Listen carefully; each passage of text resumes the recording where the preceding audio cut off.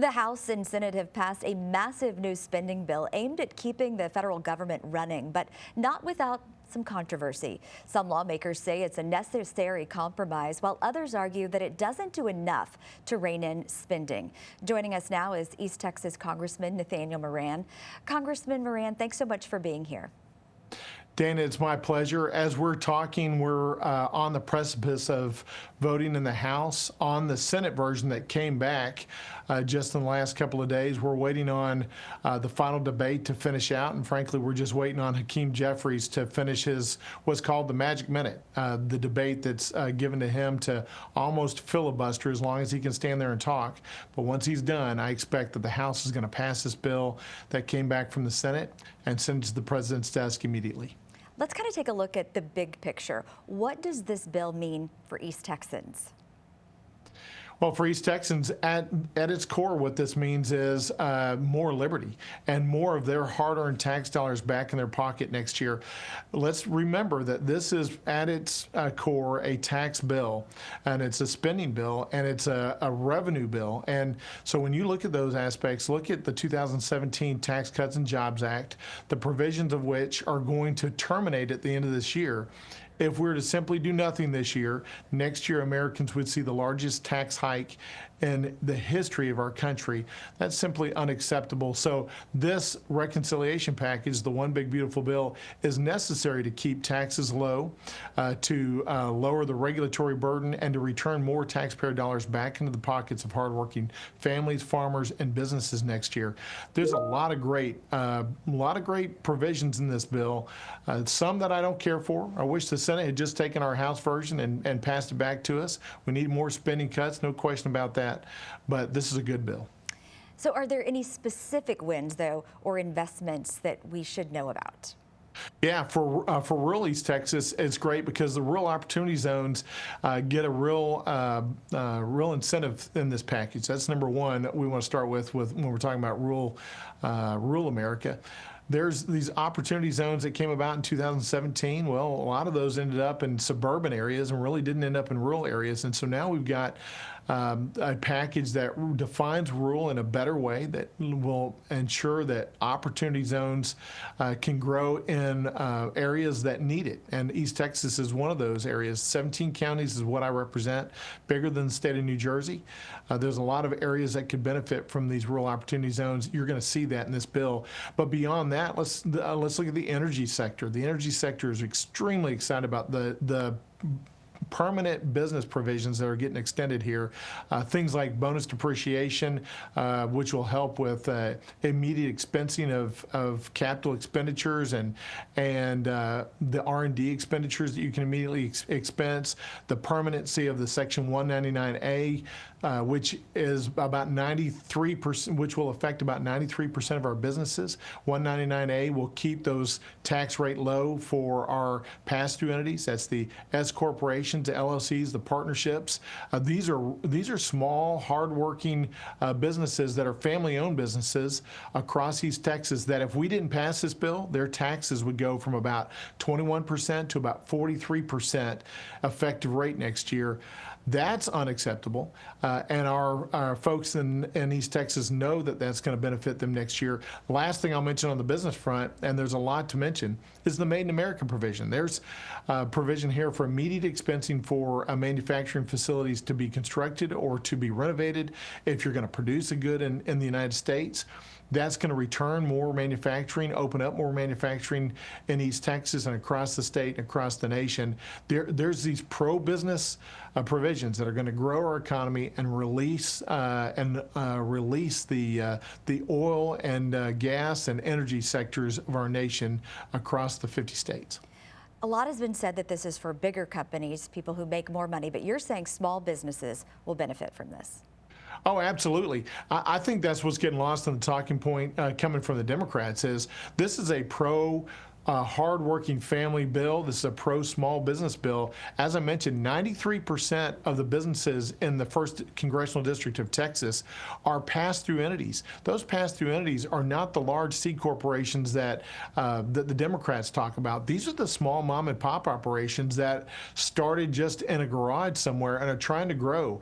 But they need to be able to invest their capital. They need to be able to borrow and have their interest be able to be deducted fully when they do their taxes. They need to be able to invest in additional research and development or capital expenditures, and they need to be able to do all of that and expense it in the year that they took it. Otherwise, there's no incentive for them to do that.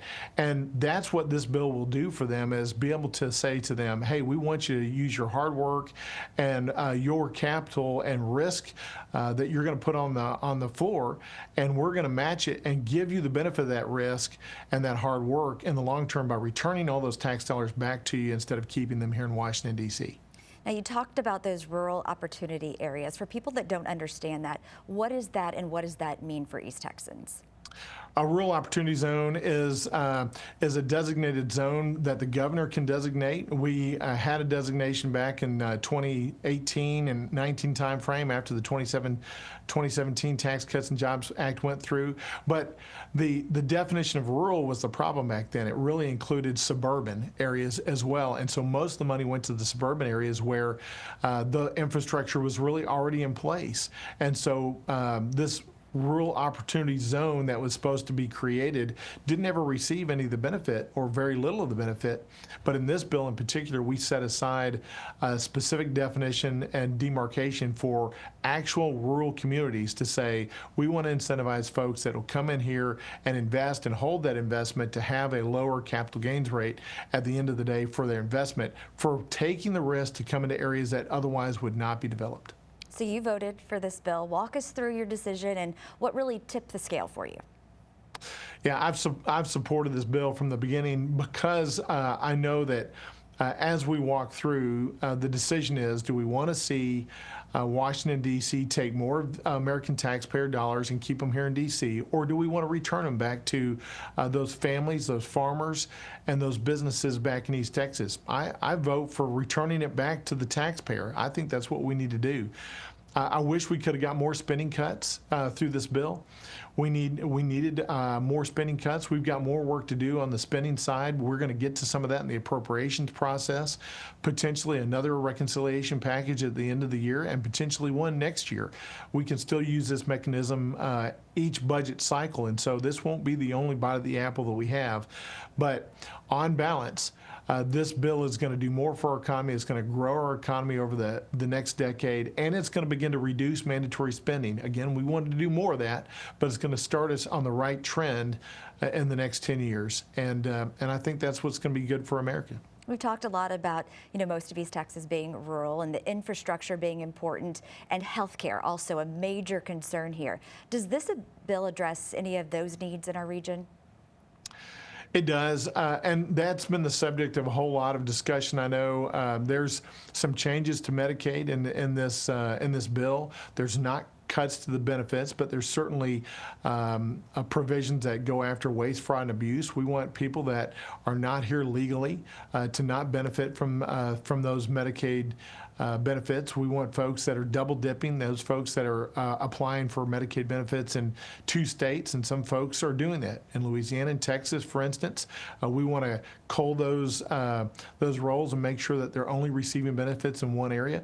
And then we want to put easy work requirements on these folks to say, look, if you're an able-bodied adult, and there's about 23 million able-bodied adults that have been added to the Medicaid rolls in the past decade or so. If you're an able-bodied adult that can work, then you ought to try to work. And if you're not even willing to try to work or volunteer or go to school, then you shouldn't qualify for those benefits. And so there's these minimum threshold work requirements that are on there that are going to be in place as we move forward. It does not affect folks that are disabled or the elderly or children. It doesn't affect those folks. It's only the able-bodied adults that can work that decide not to work. Well, they're going to lose their benefits because of that choice. And so There are some impacts there, but there's a set aside for rural hospitals of $50 billion over the next 10 years. That certainly is going to try to make up the gaps for where rural hospitals might otherwise be harmed in this process. I'll tell you, we worked closely with our hospital systems, and we helped to try to avoid some of the larger minefields that would have really impacted our hospitals locally. And we were able to do that in this bill and successfully, and I hope that we can continue to do that and support our hospital systems. But, you know, when we're talking about the need to get to debt neutral or deficit neutral in this country, and the fact that we have $37 trillion of debt, we're going to have to start making cuts somewhere. And I think people that aren't willing to work or that are here illegally or that are defrauding the system probably is a good place to start. Are you concerned about the millions in Medicaid cuts, though? Because there were some differences between the Senate and the House bill, as well as cuts to food stamps. Well, I'm not concerned about the Medicaid cuts. As I mentioned, I think the people that need them, that need Medicaid, that's still on there, that were the core intended beneficiaries, are still going to get their benefits. Children, the disabled, the elderly are not going to lose their benefits in this process. They simply are. It's just a myth that's out there.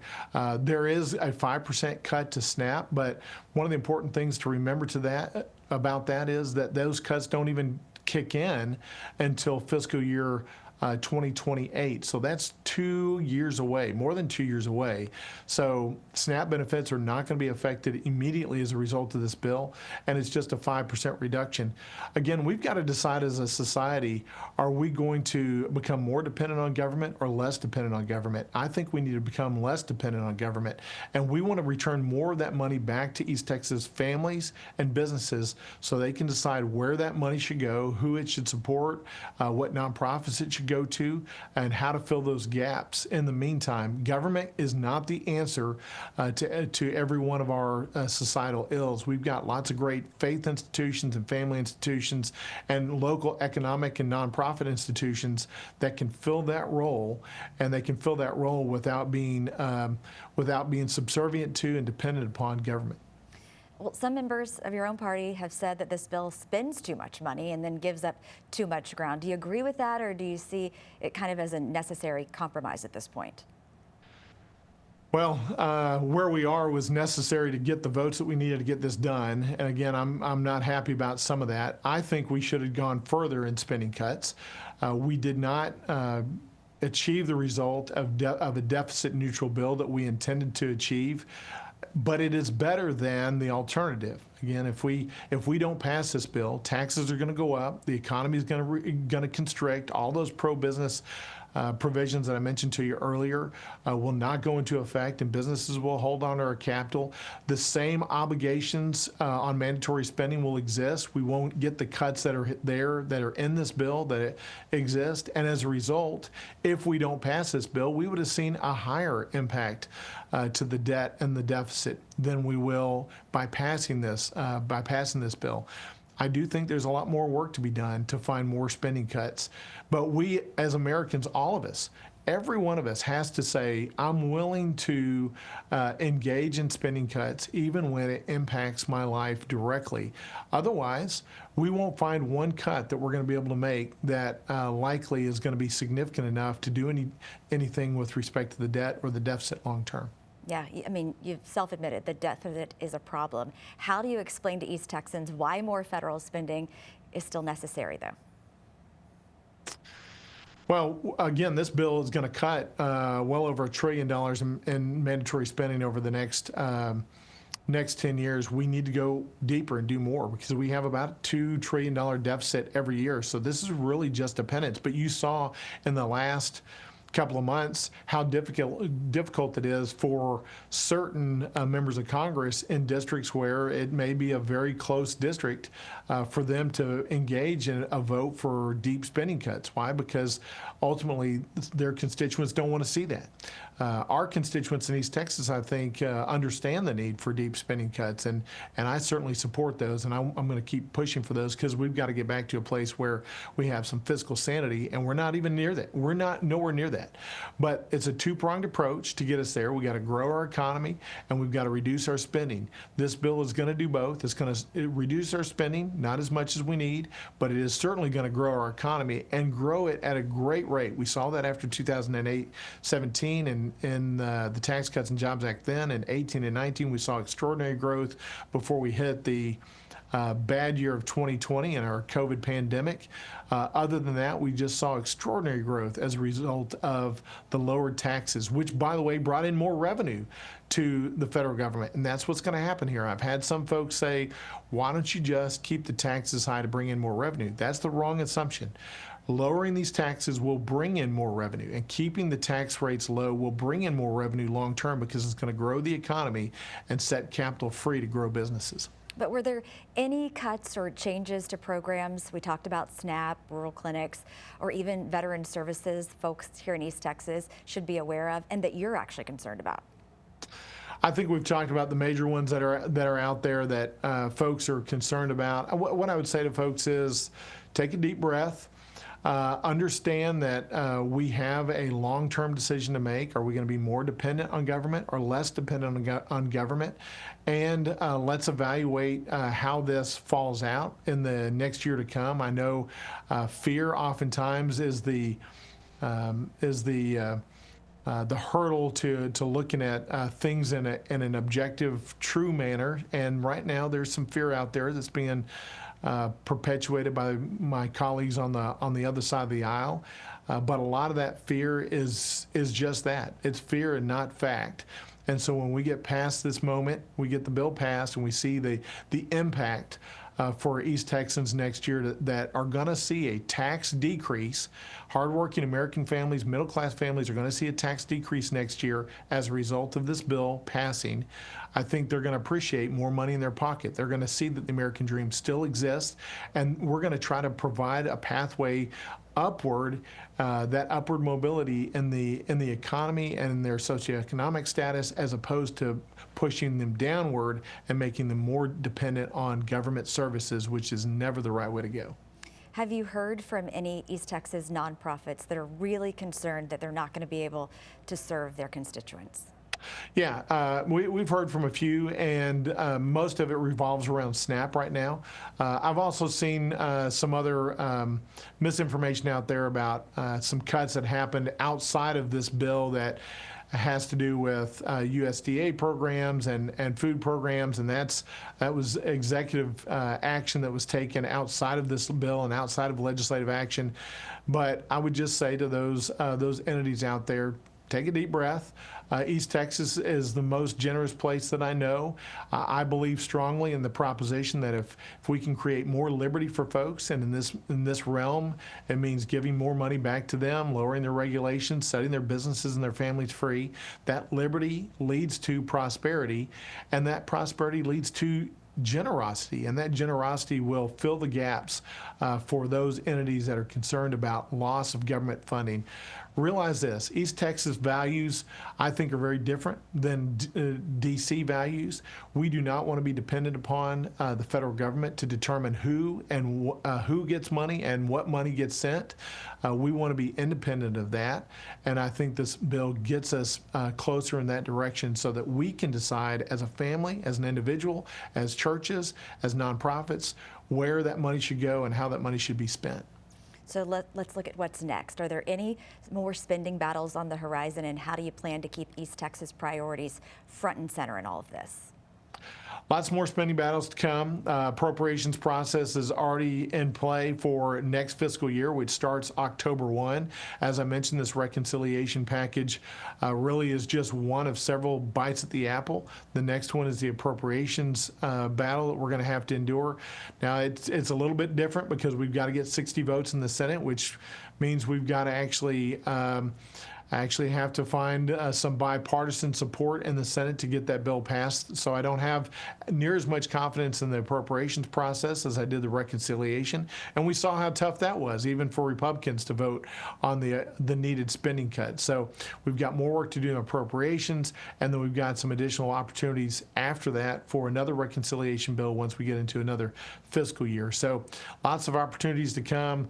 We're working hard also as a member of the Ways and Means Committee on trade and tariff issues, because we know the uncertainty right now is hurting our businesses. We need to bring that issue to a conclusion so our businesses have certainty as they roll into 2026, and they can make decisions about their long-term future, and they can begin to put their investments into the ground and grow their businesses. Congressman Moran, thanks so much for your time and for helping break down this for our viewers. We appreciate it. My pleasure. Thanks for having me, Dana. Thank you.